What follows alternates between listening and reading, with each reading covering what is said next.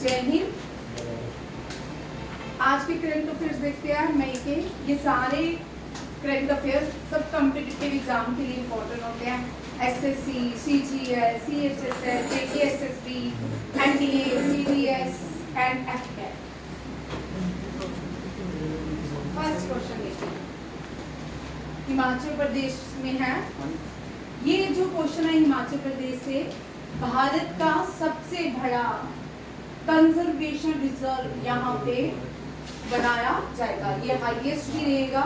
ये स्पीति वैली में है। कहाँ पे है?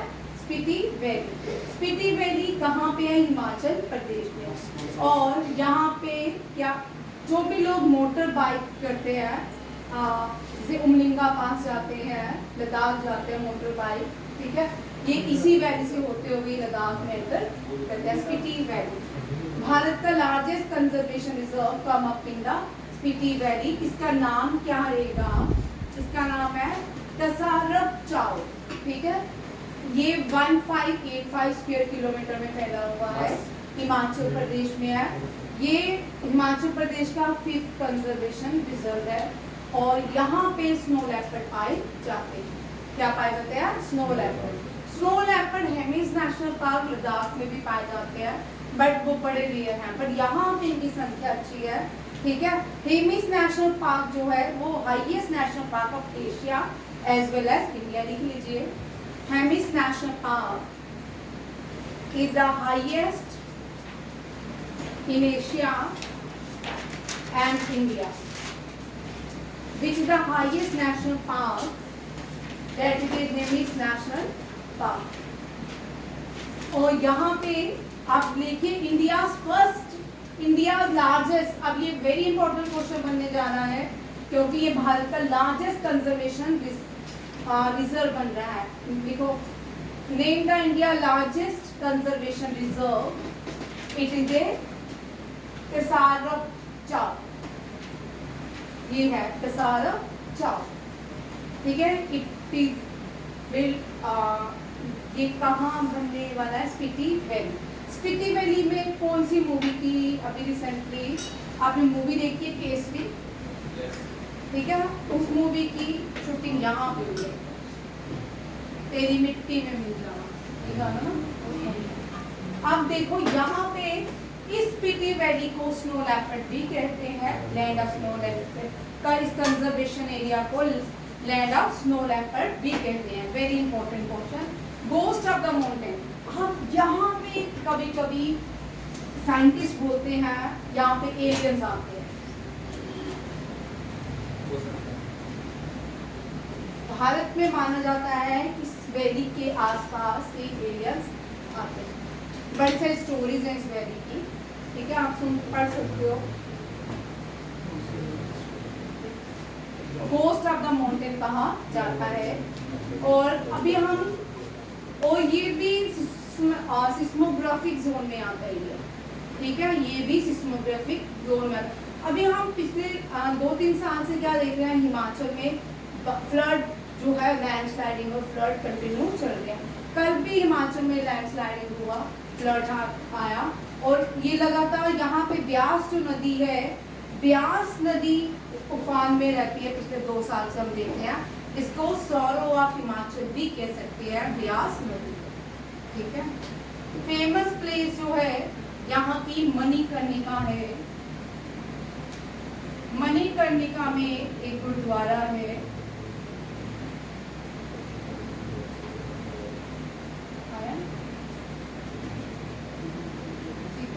हिमाचल प्रदेश में। देखिए सबसे इम्पोर्टेंट, और इंडिया में बहुत सारे फोर्ट्स हैं, ठीक है। इंडिया में कुंभलगढ़ फोर्ट है, अम्बेर फोर्ट है, बहुत सारे हैं। बट जो ओल्डेस्ट, जो सबसे बड़ा फोर्ट है वो कांगड़ा फोर्ट है।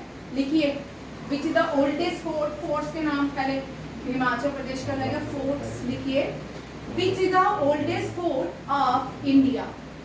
That is A Kangra fort. Kangra, which is the oldest fort of India? That is the Kangra fort. यहाँ नहीं लिखा है, लिखो, ठीक है। Name the second largest wall of India. Name the oldest I. Kumbhalgarh जो है ओल्डेस्ट नहीं है, ओल्डेस्ट जो है कांगड़ा फोर्ट है। कुंभलगढ़ जो है लार्जेस्ट फोर्ट है। कुंभलगढ़ क्या है? लार्जेस्ट फोर्ट है, ठीक है, सबसे बड़ा फोर्ट है भारत का। बट ओल्डेस्ट जो है वो कौन सा है? Kangra fort. Kangra fort Kumbhalgarh fort से पहले का, इसका इतिहास देखिए, कांगड़ा के राजा ने बनाया था, ठीक है, बहुत ओल्डेस्ट है। यहाँ पे बहुत सारी आपको हिस्ट्री देखने को मिलेगी। लिखिए question.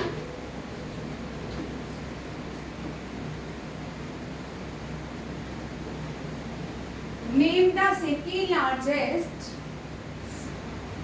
Wall of the world. Question क्या लिखा आपने?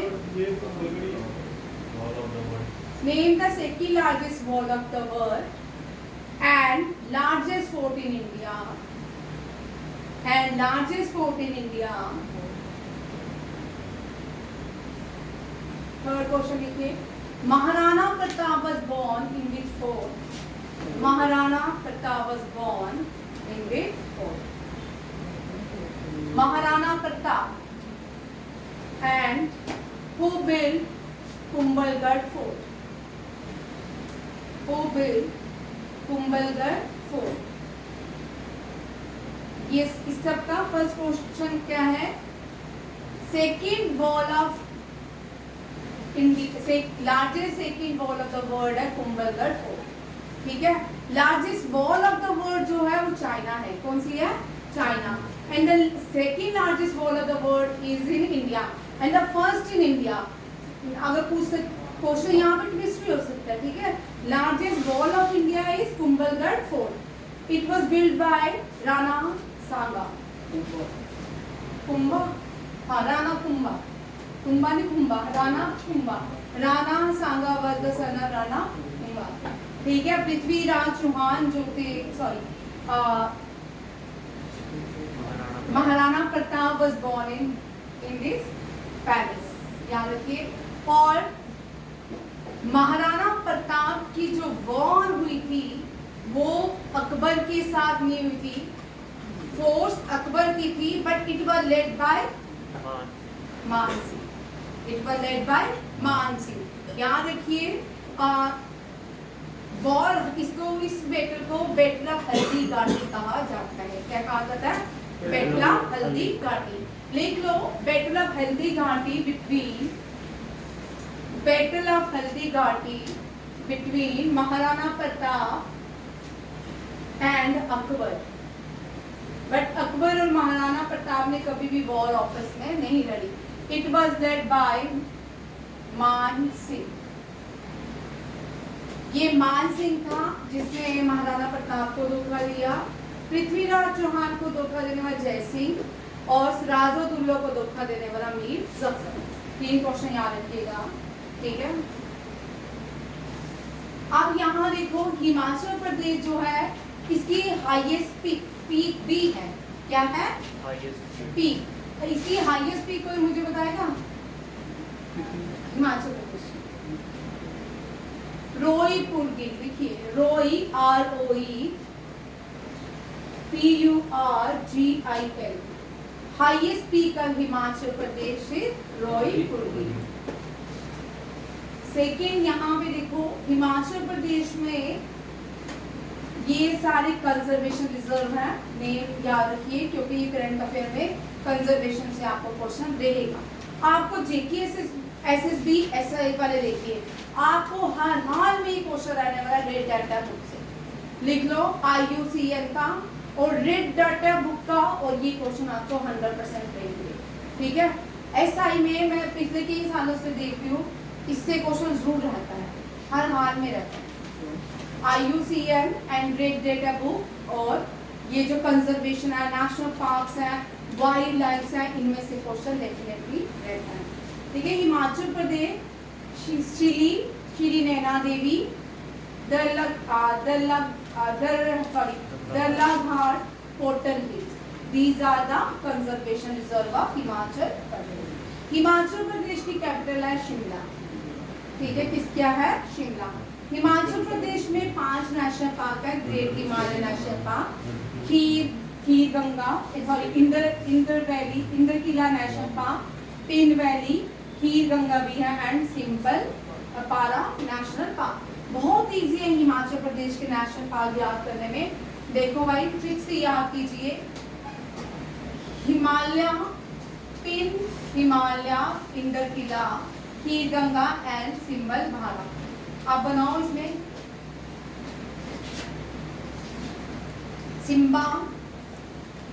सिम्बा और इंदर ने खीर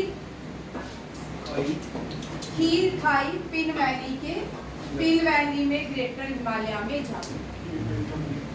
इंग्लिश में बनाओ, डोगरी में बनाओ, पहाड़ी में बनाओ, गुजराती में बनाओ, जिस मर्जी में बनाओ। आप यूपी की लैंग्वेज में बनाओ, ठीक है, बनाओ तो भी ठीक है, कुछ भी बना सकते हो, ठीक है, हिंदी में बनाओ, पंजाबी में, बट ये जरूर कीजिएगा कुछ भी बनाइए। सिम्बा और इंद्र ने खीर खाई पिन वैली के ग्रेटर हिमालय में जाकर, ठीक है। वैसे दिस इज नॉट गुड, ये बहुत छोटा सा है, बट अच्छे भी बन सकते हैं, बहुत सारे अच्छे बनते हैं, इंग्लिश में बहुत अच्छे बनते हैं, जरूर बनाइए। जो भी नए बच्चे हैं लिखिए नेशनल पार्क को, और ये नेशनल पार्क का ट्रिक बना के आइए। इंग्लिश में बहुत अच्छे बनते हैं, बनाओ इंग्लिश में। पहले ये वाली क्लास हमारी बहुत अच्छी मजेदार होती थी, पहले अब नहीं मीन्स जब ऑफलाइन होती थी हम सारे ये जब एक दिन नेशनल पार्क करते थे 15 डेज लग जाते हैं। अब कम आते हैं नेशनल पार्क, ठीक है, बड़े रेयर आते हैं, करंट अफेयर्स के आते हैं, तो वो कैसे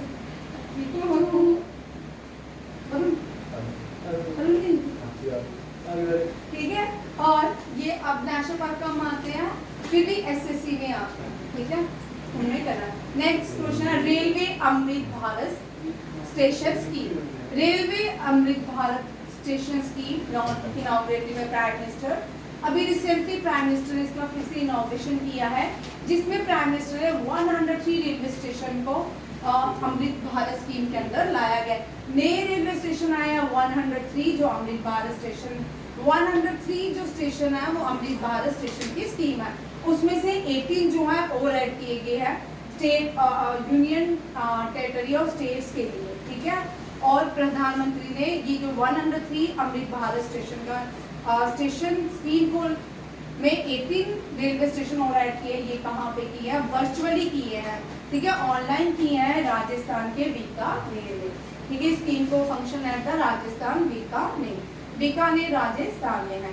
इंडिया का रेलवे भारत में 103 रेलवे स्टेशन बनाए जाएंगे नए, जिसमें inaugurated by prime minister Narendra Modi. 86 district across 80 state and union territory में ये बनेंगे। 86 district of India across 80 state and union territory में बनेगी। कौन कौन सी है देखिए, असम, हरियाणा, हिमाचल प्रदेश, पुडुचेरी में 1, बिहार और केरला में 2, झारखंड, तेलंगाना, वेस्ट बंगाल में 3, कर्नाटक, छत्तीसगढ़ में 5, एमपी में 6, राजस्थान में 8, तमिलनाडु में 9, महाराष्ट्र में 15, गुजरात में 18, उत्तर प्रदेश में 19 बनेंगे। जेएनके की ऐसी स्टेट है जिसमें अभी तक पूरी स्टेट में रेलवे नहीं है, सिवाय उधमपुर, जम्मू कश्मीर, ठीक है। और इस तरह वाली बेल्ट जो अखनूर के पार चले जाओ वहाँ पे कोई भी रेलवे स्टेशन नहीं है। आज भी हम कितने आज़ादी के इतने साल हो गए, अभी तक इन जगहों में रेलवे स्टेशन नहीं बनना चाहिए, ठीक। बट अब भारत की जो लास्ट गांव है वहाँ तक भी रोड जाती है, और जो भारत का लास्ट गांव है वहाँ तक भी रेलवे स्टेशन होने चाहिए। ये हमारी अपील है प्राइम मिनिस्टर से, है ना। नेक्स्ट देखो, अब यहाँ पे 2 स्टेट्स आई, क्या ये राजस्थान, ठीक है। राजस्थान की हाईएस्ट पीक लिखो Gurukshetra. Highest peak of Rajasthan is Gurukshetra. Rajasthan is known as pink city, Jaipur is known as pink city of India. क्या रहा? Highest peak Gurukshetra. तो गुरु शिखर भी बोलते हैं, शिखर भी बोलते हैं। ये अरावली के पहाड़ों में, कहाँ पे है? अरावली के पहाड़ों में। राजस्थान में जो पहाड़ पाए जाते हैं अरावली के हैं। जब दुनिया एक थी, जब सारे कॉन्टिनेंट एक थे, तब भी भारत में ये अरावली के पहाड़ थे, हिमालयाज नहीं थे। क्या नहीं थे? हिमालय। अभी हम देख रहे हैं अफ्रीकन बेल्ट जो है टूटती जा रही है, बढ़ती जा रही है भारत की तरफ। अगर अभी तो इतना ये लॉन्ग प्रोसेस चलेगा, जब कभी ये भारत के साथ सम्मर्ज हुई तो जितना भी साउथ में वेस्ट इंडिया है, यहाँ पे रेनफॉल, यहाँ पे क्या हो जाएगा, यहाँ पे भी पहाड़ बन जाएंगे, यहाँ पे भी बर्फ पड़ेगी, पूरे को पूरा भारत का जो है ज्योग्राफी चेंज हो जाएगी। अभी नहीं, कभी, ठीक है, जब हम नहीं होंगे।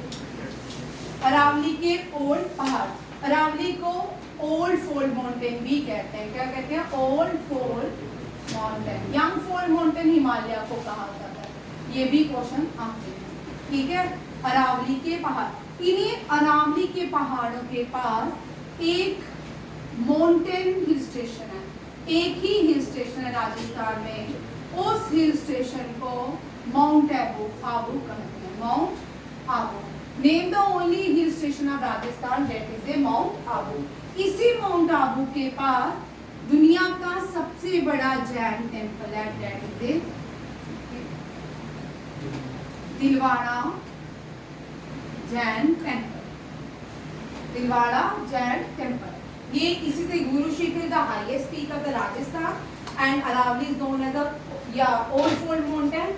Name the hill station which is found only hill station, that is a Mount Abu, and name the largest Jain temple in Rajasthan, that is a Dilwara। हमें जैन सभ्यता, जैन कल्चर भारत में सबसे ज्यादा देखने को मिलता है राजस्थान और गुजरात के बीच। इसके बीच, राजस्थान और गुजरात के बीच, याद रखिएगा। राजस्थान में एक नदी बहती है, राजस्थान की नदी जो है, देखिए राजस्थान में लूनी नदी बहती है। कौन सी बहती है? लूनी नदी। लूनी नदी ओरिजिनेट होती है नियर पुष्कर, नियर पुष्कर। पुष्कर जो है ब्रह्मा, हिंदू मैथोलॉजी में एक गॉड है ब्रह्मा। कौन? ब्रह्मा। उन ब्रह्मा का एक ही टेम्पल है। कौन सा? वो भगवान ब्रह्मा का एक ही टेम्पल है। वो कहाँ पे है? राजस्थान, पुष्कर में। और ये लूनी नदी राजस्थान से होती हुई गुजरात जाती है, गुजरात के रन ऑफ कच्छ में जाती है। कहाँ जाती है? रन ऑफ कच्छ में। ये कच्छ में जाके इनलैंड हो जाती है। इनलैंड में सी में नहीं जाती, किसी वाटर बॉडी में नहीं जाती, उसके अंदर चली जाती, ठीक है। राजस्थान में जो डेजर्ट है, that is a Thar desert. Great Indian desert के नाम से भी जाना जाता है। इसको हम ग्रेट इंडियन डेजर्ट के नाम से भी जानते हैं। और साथ में ये जो डेजर्ट है, क्योंकि भारत के जो गुजरात और राजस्थान का बॉर्डर मिलता है, और गुजरात में जो डेजर्ट है that is A run of Kutch. ये वाइट डेजर्ट के नाम से जाना जाता है भारत में, वाइट डेजर्ट के नाम से जाना जाता है। Very important question. ये सारे साथ में ही चलेंगे, ठीक है। राजस्थान जब भी करना है, जब डेजर्ट करना है, नदी करनी है, तो लूनी। अब यहाँ पे राजस्थान और देखो गुजरात में बड़ी सी चीजें कॉमन है, ठीक है। डेजर्ट भी दोनों में है, नदी एक कॉमन है। लूनी क्यों होता है? इसमें नमक, ये नमक वाली नदी है, क्योंकि वहाँ पे सैंड मिलती है। डेजर्ट है तो सैंड है, सैंड में कैल्शियम की क्वांटिटी ज्यादा होती है और वहाँ पे सैलिनिटी ज्यादा पाई जाती है। और राजस्थान जो है एरिड जोन में आता है। एरिड मींस जब भारत में अभी मानसून शुरू होने वाले हैं, भारत में ऑलमोस्ट फर्स्ट 15 ईयर्स के बाद, 16 या 15 ईयर्स के बाद पहली बार मानसून जल्दी आ गया। केरला में मानसून, जब भी भारत में मानसून आते हैं, केरला में आते हैं, उनको हम साउथ वेस्ट मानसून कहते हैं। क्या कहते हैं? South west. जब मानसून चलते हैं ना, मानसून चलेंगे, ठीक है, जब तक वो राजस्थान पहुंचेंगे ना, हम सिंपल से एक एग्जांपल है, हम वैष्णो देवी की चढ़ाई चढ़ते हैं, ठीक है ना, पहले बड़ी तेज जल्दी चढ़ते हैं, फिर लास्ट में हम थक जाते हैं। तो इसका मतलब जब बादल आते हैं, ये मानसून चलते हैं, जल्दी जब तक राजस्थान पहुंचते ये क्या होता है? वीक हो जाते हैं, यहाँ पे रेनफॉल कम होती है। राजस्थान, अब हम पिछले कई सालों से देख रहे हैं राजस्थान में फ्लड आ रहा है, बड़े सारे, लास्ट ईयर भी फ्लड आया, उससे लास्ट पहले भी, और कहते हैं कि 2050 तक राजस्थान पूरा डेजर्ट डिसअपियर हो जाएगा। 2050 तक भारत में थार डेजर्ट डिसअपियर हो जाएगा। देखो कैसे होता है, तुम तो जिंदा रहोगे सब। आप देखो क्यों बोलते हो भाई। 2012 एक फिल्म देखी आपने? 2012 इंग्लिश मूवी है, देखिएगा जरूर, बड़ी अच्छी है, मैं कई बार देखती हूँ। उसमें उस मूवी में था कि दुनिया 2012 में खत्म हो जाएगी, बड़ी अच्छी मूवी है, उसको जरूर देखिएगा। अब क्या होगा 2026 में खत्म हो जाएगी, चलो ठीक है, चलो अब नई फिल्म बनेगी। ये जो ब्रिटिशर्स है ना, ये हमें मैनिपुलेट करते हैं, ये अपनी मूवीज के थ्रू, अपने प्रोपेगेंडा के थ्रू हम सबको क्या करते हैं, मैनिपुलेट करते हैं। अगर कोई छोटी कंट्री कुछ भी नया करती है तो उसके अगेंस्ट सैंक्शंस लगा देते हैं। जैसे भारत ने दूसरा न्यूक्लियर वेपन्स बनाया, अभी देखना कुछ 5-6 मंथ के बाद इंडिया में सैंक्शन लगना शुरू हो जाएंगे। इंडिया ने इतने हथियार बना लिए, इंडिया ने ये कर लिया, ये क्योंकि ये जो लोग हैं, आपने कभी देखा है, एक अब थोड़ा टॉपिक से परे आ जाते हैं, नाटो 31 कंट्रीज, ये यूरोपियन क्या करते थे, पहले लड़ते रहते थे, आपस में ही लड़ते थे, first world war second world war में खुद ही लड़ रहे थे। फिर इन्होंने डिसाइड किया हम क्यों लड़े भाई, हम एक बनाते हैं अपनी ऑर्गेनाइजेशन। इन्होंने वो ऑर्गेनाइजेशन बनाई जिसको आज हम नॉर्थ अटलांटिक ट्रीटी ऑर्गेनाइजेशन से जानते हैं। और इन्होंने बोला अब हम नहीं लड़ेंगे भाई, हम लड़ाएंगे। जब वो लड़ाने के लिए उन्होंने इंडिया को पाकिस्तान दिया, चाइना को हांगकांग दिया, ठीक है, जापान को कोरिया, नॉर्थ कोरिया दिए, पूरे एशिया को कुछ ना कुछ देके गिफ्ट के। और अब क्या हो गया, जब भी वहां पे क्या होता है, कौन अटैक कर रहा है, सूडान पे कौन अटैक करता है, या सीरिया में कौन करता है, यमन में कौन कर रहा है, हुतीस पे कौन कर रहा है, यूएसए कर रहा है। उनके लिए कोई आवाज नहीं उठाता। तो ये नाटो के सब लोग इकट्ठे, कभी देखा किसी यूरोपियन कंट्री को डिमोलिश होते, सीरिया की तरह कोई यूरोपियन कंट्री देखी है? कोई देखा है? स्पेन देखा है, फ्रांस देखा है, या जर्मनी देखी है? उनके हालात जैसे हमारे अभी रिसेंटली JNK में जो हुआ, पाकिस्तान की शेलिंग से पूरे बॉर्डर के लोगों के घर टूटे, वैसे यूरोप में कभी देखा है? यूरोप में रेशियल डिस्क्रिमिनेशन होता है, कहाँ पे, USA में, वो भी तुम कभी न्यूज में नहीं देखते हो। हमारे यहाँ एक दंगा होगा, वो भी किसी मिनॉरिटी, छोटा सा दंगा होगा, उसको भी पूरे वर्ल्ड में हाईलाइट करेंगे और पूरे वर्ल्ड में हाईलाइट करके बताएंगे कि भारत में ऐसा ऐसा है, जबकि सब झूठ है। बहुत सारी चीजें हैं। ये नाटो ने डिसाइड, अगर एशिया के लोग भी इतने समझदार होते, एशिया के लोग जुड़ जाए, अगर एशिया के लोग अपनी एक ऑर्गेनाइजेशन बनाने लगे, बोले अब हम भी नहीं झगड़ेंगे, अब हम एशिया के लोग भी तो वेपन खरीद रहे हैं सबसे, USA से, फ्रांस से, जर्मनी से, कौन, एशिया के लोग ही खरीद रहे हैं, क्योंकि एशिया ही आपस में लड़ रहा है। सबसे ज्यादा कौन लड़ रहा है? एशिया। कभी देखा फ्रांस ने जर्मनी के ऊपर अटैक किया, जर्मनी ने स्पेन के ऊपर किया आफ्टर सेकेंड वर्ल्ड वॉर के बाद? आप थोड़ा हिस्ट्री ध्यान से देखिए। अगर आपको लगता है कि एशिया में गलत है, एशिया में जानबूझ के करवा, और एशिया के लोग सबसे ज्यादा मूर्ख जो रहते हैं वो एशिया में ही रहते हैं, ठीक है, क्योंकि खुद ही हम अपने पैरों में, जैसे जैसे बांग्लादेश देखो कितना अच्छा था, बांग्लादेश अपनी तरक्की कर रहा था, अपने उसका GDP बढ़ रहा था। हमने लास्ट ईयर जब तक शेख हसीना को भगाते नहीं बांग्लादेश में हरा देते, बांग्लादेश का GDP बढ़ रहा था। बांग्लादेश हर रोज एक ना एक हमको एक करंट अफेयर में बांग्लादेश का क्वेश्चन करते थे, एडिशन था कि बांग्लादेश ने आज ये नया किया। बांग्लादेश एक ऊंची सीढ़ी चढ़ रहा था, धीरे धीरे इसकी इकोनॉमी और अच्छी हो जाती। वहाँ पे हर बच्चा पढ़ा लिखा है, वहाँ भी हर बच्चे पढ़ते हैं, वहाँ पे लोग डॉक्टरी करने जाते हैं। बट बांग्लादेश में अब क्या हुआ, आप सबके सामने आज बांग्लादेश ऊपर से नीचे आने की राह में तैयार है। वॉर कोई भी सोल्यूशन नहीं है किसी देश में। अपने ही आपने देखा बांग्लादेश में लूटमारी, सेम श्रीलंका में हुआ, इससे पहले श्रीलंका में हुआ, नेपाल भी तैयार है। नेपाल ने अपने, नेपाल जो था इकलौता दुनिया में हिंदू राष्ट्र था। 2068 के बाद नेपाल जो है सेकुलर हो गया। अब नेपाल ने वापस आवाज उठाना शुरू कर दिया कि हमें वापस अपने रूट्स में जाना है, क्योंकि जो श्रीलंका में हुआ, बांग्लादेश में हुआ, नेपाल को भी लगता है ऐसा नेपाल, उस तरह का पैटर्न नेपाल में भी देखा जाएगा। ये सारा करंट अफेयर में ही आता है। करंट अफेयर जितना पढ़ते जाओगे ना उतनी ज़्यादा चीज़ें आती रहेंगी, ऑटोमेटिकली होता है, ऐसा नहीं है कि मैं ही पढ़ा रही हूँ, ये सब हम देखने को मिल रहा है। हमने पिछले 2 साल में, पिछले साल से बांग्लादेश को नीचे आते देखा। बांग्लादेश के साथ किसी कंट्री ने MOU नहीं साइन किया कि बांग्लादेश की टेक्सटाइल इंडस्ट्री इतनी उसकी जो है वो डिक्लाइन होती जा रही है। बांग्लादेश में ज़्यादा से ज़्यादा सामान भारत से जाता था। बांग्लादेश में बहुत सारी चीज़ें हैं कि अब वहाँ भी क्या है कि आप मिनॉरिटी को मारना शुरू हो गया, मिनॉरिटी को निकालना शुरू हो गया, ठीक है ना, बहुत सारी चीज़ें देखने को मिलती है।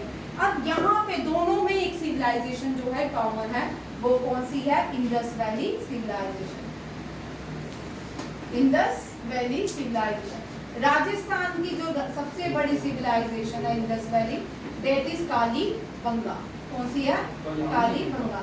और जो गुजरात में है डेट इज धोलावीरा। कौन सी है? धोलावीरा। अब ये कालीबंगा, राजस्थान में कौन सी नदी बहती है? Luni. But Kalibanga is not on the Luni river, it is on the Ghaggar river. कौन सी है? यहाँ पे बंग होती है, चूड़ी, बैंगल्स, यहाँ पे बैंगल्स बेक की जाती थी, बनाई जाती थी, ठीक है। धोलावीरा जो है लूनी नदी के किनारे है। देखो सिमिलैरिटीज, और यहाँ पे आप ये कर सकते हो दोनों को एक साथ याद। यहाँ पे एक न्यूक्लियर पावर स्टेशन है, वहाँ भी एक न्यूक्लियर पावर स्टेशन है, ठीक है। यहाँ पे जो राजस्थान में nuclear power station that is Ranthambore, नहीं रणथंभौर ही रावाबट्टा। कौन सा है? रावाबट्टा। और राजस्थान में जो न्यूक्लियर पावर स्टेशन है that is Khakhrapara. Indian game is very important, ये बहुत इंपॉर्टेंट है, ये भी इंपॉर्टेंट। खाखरापारा क्वेश्चन आते हैं यहाँ पे, खाखरापारा ये सारे क्वेश्चन आपकी नोटबुक में होंगे। खाखरापारा जो है ये इंडिजिनियसली है रिसेंटली, ठीक है। गुजरात में खाखरा देवता मिलते हैं, तो खाखरापारा।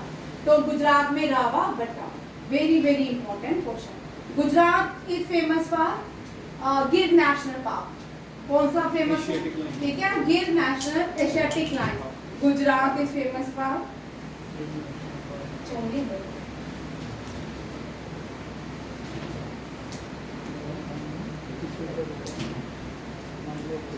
Gujarat is famous for Gir national park, ये भी याद रखिएगा। इस तरह ये सारे क्वेश्चन जो हैं बहुत कम।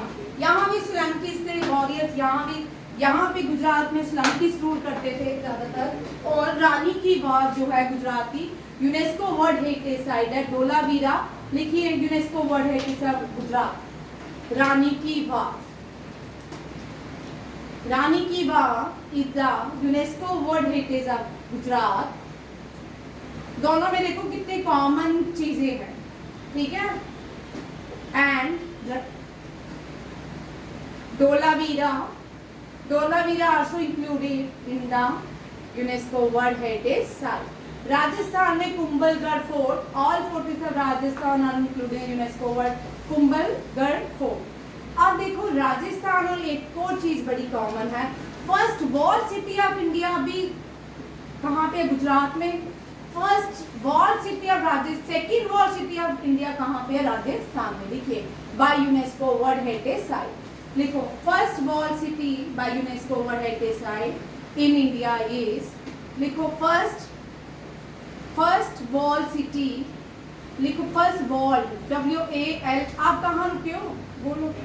First wall city of India is in Gujarat, that is Ahmedabad wall city. कौन सी है? Ahmedabad wall city. Ahmedabad wall city is the first wall city of India by UNESCO World, and second wall city is Jaipur. कौन सी है? Pink city, Jaipur. Jaipur is declared second wall city of India. समझ आ गया? दोनों को comparison में देखो कितने कॉमन क्वेश्चन है। फर्स्ट वॉल सिटी अहमदाबाद है, सेकंड वॉल सिटी राजस्थान है। लूनी ओरिजिनेट होती है राजस्थान से, जाती है कहाँ पे? गुजरात में। दोनों में डेजर्ट कहाँ है? थार डेजर्ट राजस्थान में है, और वाइट डेजर्ट में रन ऑफ कच्छ कहाँ पे है? गुजरात में। ये भी याद रखिए। Indus valley civilization, Dholavira is also UNESCO world heritage site. Kalibanga is not including the UNESCO world heritage site. ये रहा। राजस्थान में भी बहुत कुछ है, अभी हम उस पे नहीं आएंगे, थोड़ा थोड़ा करके करते हैं। और दोनों की हाईएस्ट देखो, राजस्थान गुजरात की हाईएस्ट पीक लिखो Girnar. Girnar is the highest peak of Gujarat and गुरु शेखर दोनों जी से है। गुरु Shekhar is the highest peak of Rajasthan. 2018 में सुप्रीम कोर्ट ने जजमेंट पास की थी कि क्या हो रहा था कि जो अरावलीज के पहाड़ थे, लोग जो कंस्ट्रक्शन करने वाले लोग थे वो काटते जाते, उन्होंने 22 अरावली के पहाड़ डिसअपेयर कर दिए। तो सुप्रीम कोर्ट ने वहाँ पे जजमेंट दी कि आप कोई भी अरावली के पहाड़ नहीं काटेगा। जितने अरावलीज के पहाड़ काटेंगे उतनी ही सेंट्रल एशिया से आने वाली हवाएं भारत में एंटर करेंगी। कितनी? जब भारत सेंट्रल एशिया से जो हवाएं आएंगी भारत में एंटर करेंगी तो दिल्ली, राजस्थान, जम्मू में टेम्परेचर क्या हो जाएगा? डिक्रीज होना शुरू हो जाएगा। यहाँ भी स्नोफॉल होना शुरू हो जाएंगे। ठंडी हवाएं रोकती है ये कौन से? अरावली के पहाड़। जितने भी पहाड़ है वो बैरियर का काम करते हैं। उसके पीछे जितनी भी क्या करती है हवाएं, पहाड़ के पीछे जो हवाएं चलती है उनको क्या बोलते थे बताएंगे? लीवर्ट। ठीक है, हाँ लीवर्ट। पहाड़ के पीछे वाले को लीवर्ट हवाएं बोलते हैं। ये भी आपके जेट स्ट्रीम। अब तो एनडीए में, सीडीएस में ये क्वेश्चन आएंगे, बट आपको कितना इंटरेस्टिंग है, गवर्नमेंट क्या कर रही है नहीं पता। सिलेबस में आपका लीवर्ट, हाँ jet windward, jet stream, ITC jet, ये सब खत्म कर दिया। ठीक है, बट आपके हर साल एनडीए के एग्जाम में क्वेश्चन पूछे जाते हैं। जब आप स्कूल में 9, 10, 11, 12 पढ़ते हो, ज्योग्राफी में ये टॉपिक ही काटनी है। और ये इस टॉपिक के बिना तो क्लाइमेट पढ़ नहीं सकते। क्लाइमेट पढ़ने का मजा तो इन्हीं टॉपिक के साथ आता है। नेक्स्ट क्वेश्चन देखिए, ठीक है। नेक्स्ट ये गुजरात से है, पहले राजस्थान से था, ये गुजरात से था। गुजरात के चीफ मिनिस्टर ने 2 पोर्टल्स लॉन्च किए हैं, और ये 2 पोर्टल्स कौन से हैं? एक आई प्रगति है, एक तेरा तुझको अर्पण। क्या है? एक आई प्रगति है, तेरा तुझको अर्पण। याद रखिए ये दोनों ही साइबर क्राइम से रिलेटेड है। जो तेरा तुझको अर्पण, अगर साइबर क्राइम में आपके पैसे चले जाएंगे, गवर्नमेंट ने ऐसा पोर्टल बनाया है, फ्रोजन बैंक अकाउंट जो है वो गवर्नमेंट उनको उन साइबर क्राइम होने के बाद उनके पैसे लौटाएगी। वो last money to cyber crime mainly through Lok Adalat. लोक अदालत से इनको बट पैसे मिलेंगे, बट कौन से? लोक अदालत। लोक अदालत क्या होती है? गवर्नमेंट एक दिन लोक अदालत लगाती है। ठीक है, इतने सारे केसेस होते हैं, सारे हर रोज सुनवाई नहीं होती है, तो गवर्नमेंट क्या करती है? स्पीडी ट्रायल रेजिस्टर देती है और उसके लिए लोक अदालत लगाई जाती है। जैसे किसी की बाइक का होता है, स्कूटी का होता है, कोई छोटे मोटे ऐसे होते हैं, वो लोक अदालत में थर्ड पार्टी को उठाते हैं और ये काम कंप्लीट करते हैं। ठीक है, अब देखो आई प्रगति क्या है, ये डेफिनेशन आ सकती है। Investigation progress report through automatically generating accurate and timely information.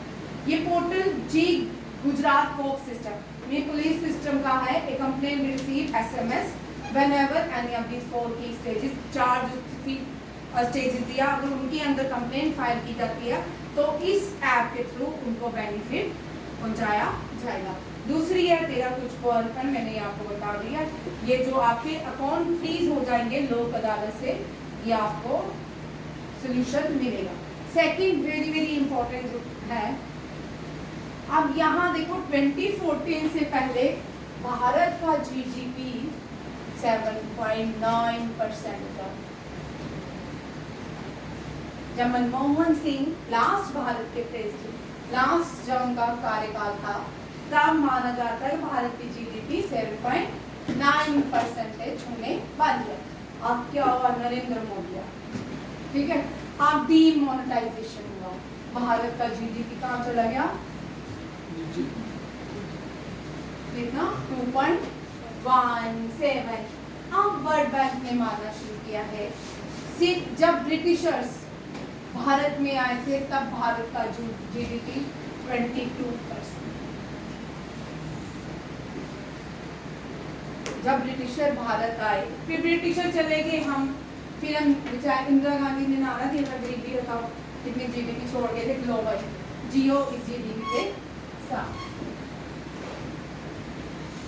अभी ये क्वेश्चन भी याद रखना, सबसे ज्यादा जीडीपी किस प्राइम मिनिस्टर के कार्यकाल में होने वाली थी?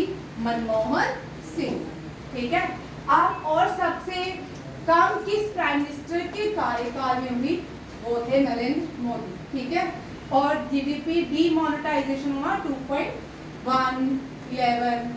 कोविड में भारत की जीडीपी बहुत कम थी, बट कोविड में दुनिया को प्रूव किया भारत ने क्या किया? अपने पीपीटी किट्स बनाए, भारत ने अपनी मेडिसिन बनाई, भारत ने अपने एक तरह के हथियार बनाए, मेडिसिनल हथियार। पूरी दुनिया में पैरासीटामोल भारत ने सेल, पूरी दुनिया को भारत ने फ्री कोविड वैक्सीन दी।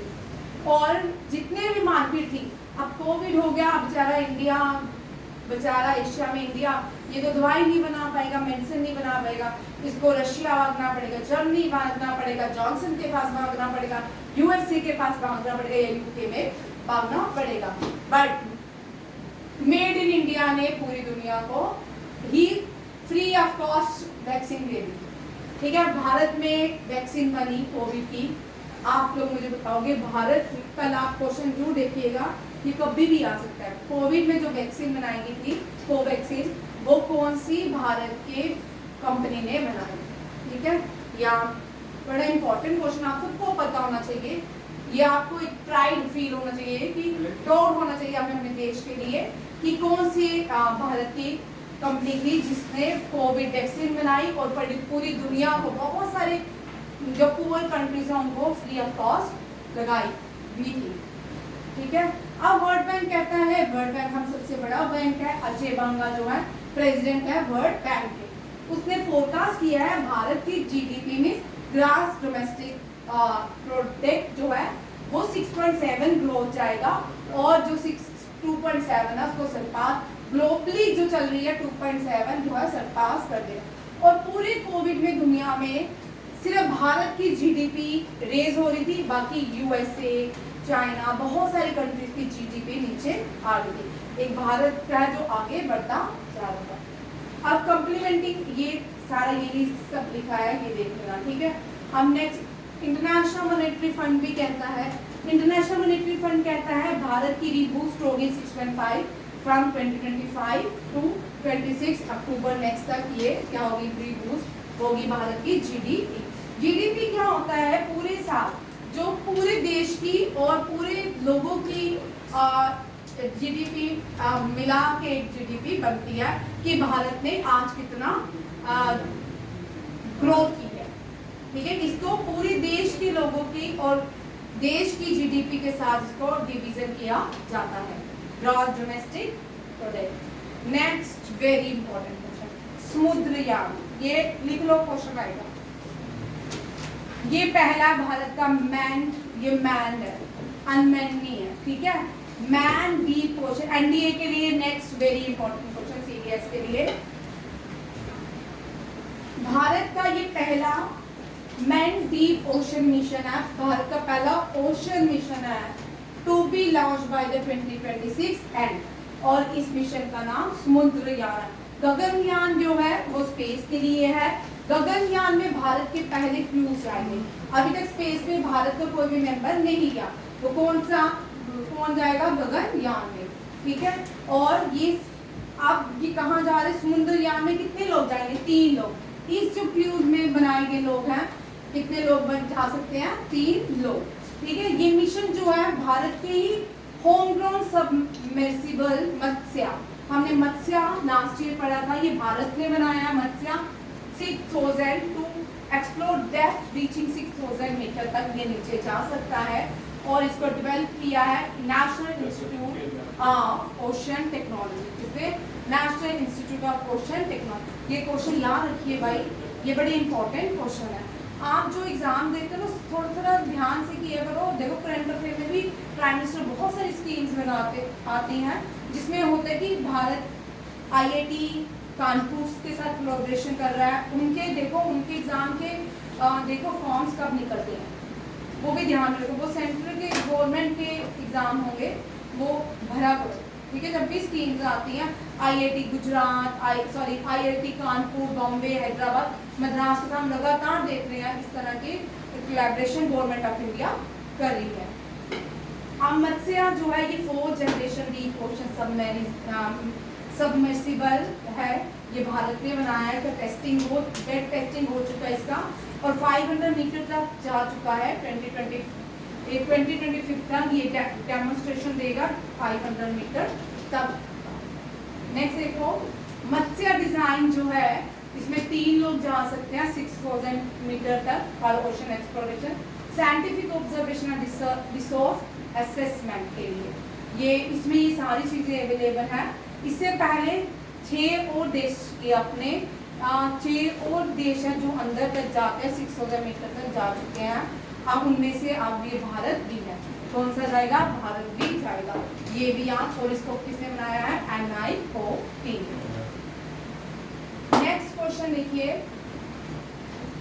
लास्ट ईयर भी food and agriculture organisation united nation ने कहा था हम बहुत सारी अफ्रीकन कंट्रीज, गाजा, फिलीपींस के लोगों को जो वॉर जोन पे उनको हम खाना प्रोवाइड नहीं कर सकते, शॉर्टेज ऑफ फूड है। फिर भी उसके बाद भी भारत ने इन सारी कंट्रीज को खाना प्रोवाइड करवाया फ्री ऑफ कॉस्ट। ठीक है, acute food insecurity and mall nutrition rise from 6 consecutive year in world. लगातार ये 6 ईयर है जहाँ पे माल न्यूट्रिशन भी है, खाना फूड इनसिक्योरिटी भी है। ठीक है, देखने को मिल गया। अब पूरे 2024 में कितने लोग सफर हुए, कितनी कंट्रीज हुई और कितने लोग हंगर फेस करना पड़ रहा है। 295 मिलियन लोग इसमें सफर हुए, 53 कंट्रीज हैं और इनको हंगर फील करना पड़ रहा है। ये वैसे सस्टेनेबल डेवलपमेंट गोल्स में आते हैं। एजेंडा 30 बोलता है कि 17 सस्टेनेबल गोल्स हैं जिनमें से हंगर भी है, जीरो हंगर जो है हमें 2030 तक पूरी दुनिया में किसी को भी भूखा नहीं रहने देना, वो डेडलाइन कंप्लीट करेंगे। बट यहाँ पे तो डेडलाइन की जगह कुछ और ही आता जा रहा है। जो एजेंडा 30 में कहा गया 17 सस्टेनेबल डेवलपमेंट गोल्स में एक हंगर भी है। ठीक है, और with the number of problem facing catastrophic level of hunger reach record high. लगातार इसका रीच क्या हो रहा है? ग्राफ इसका ऊपर की तरफ जा रहा है। यहाँ देखो ह्यूमन डेवलपमेंट इंडेक्स IDI, ये 10th में आपने पढ़ा होगा। ह्यूमन डेवलपमेंट इंडेक्स और जो डेवलपिंग कंट्री होते हैं, डेवलप्ड कंट्री जैसे USA, UK, फ्रांस, जर्मनी, ये developed country. Development country India, Asia की बहुत सारी, इंडिया हो गया, नेपाल हो गया, बांग्लादेश हो गया, ये सारी डेवलप्ड कंट्री में आती है। ठीक है, और बोलते हैं कि भारत ने खुशी की बात बता दिया 2022 में भारत का रैंक 130 था। अब इस साल जो 133 था, अब भारत ने 130 का रैंक हो गया। भारत जो है ह्यूमन डेवलपमेंट इंडेक्स में ऊपर। ये जितने भी इंडेक्सेस होते हैं सब फेक होते हैं, बाइस्ड होते हैं। ठीक है, ये सब बाइस्ड है। ये अकॉर्डिंग टू जिस कंट्री के साथ ज़्यादा लगाव होता है, जिस कंट्री को नीचे नहीं करना वो दिखाते रहते हैं। अगर भारत को नीचे बताना तो एक कॉमनवेल्थ जो कॉन्फ्रेंस होती है डिवोर्स में, उसमें तो भारत की सारी रेटिंग नीचे की तरफ, 0 की तरफ आ रही है। ठीक है, जबकि भारत में हर एक व्यक्ति पढ़ रहा है। भारत में आप देखो काम वाले आपके घर काम करते हैं और उनके बच्चे भी पढ़ रहे हैं, स्कूल जा रहे हैं। मतलब प्राइमरी एजुकेशन भारत के हर एक व्यक्ति को मिल रही है। भारत में रहने वाला हर एक व्यक्ति का अपना अकाउंट है। भारत में रहने वाला हर एक व्यक्ति लाइवलीहुड की तरफ बढ़ रहा है, BPL से ऊपर उठ रहा है। नेक्स्ट है जितेंद्र सिंह, यूनियन मिनिस्टर है, इन्होंने इनॉग्रेशन किया सागर भवन एंड पोलर भवन। सागर भवन और पोलर भवन का इनॉग्रेशन गोवा में किया है। ये रिसर्च सेंटर है, national center for polar and ocean research. Anurag Bhushan जो है इनको एम्बेसडर अपॉइंट किया गया है स्वीडन का। स्वीडन जो है स्टॉकहोल्म जो है इसकी स्टॉकहोल्म की कैपिटल है स्वीडन। स्वीडन में ही नोबेल प्राइज दिए जाते हैं। जितने भी नोबेल प्राइज है सारे स्वीडन में दिए जाते हैं, स्टॉकहोल्म में दिए जाते हैं। बट एक नोबेल प्राइज जो है वो कहाँ पे दिया जाता है? नॉर्वे में। नॉर्वे की कैपिटल ओस्लो में। कहाँ पे? ओस्लो। ये भी याद रखिएगा। प्राइम मिनिस्टर नरेंद्र मोदी ने को काम किया, इनॉग्रेशन किया है नॉर्थ ईस्ट इन्वेस्टर समिट का। ठीक है, नॉर्थ इन्वेस्टर समिट कहाँ हुई है? न्यू दिल्ली में ही हुई है। ठीक है, इसका इनॉग्रेशन प्राइम मिनिस्टर ने किया है।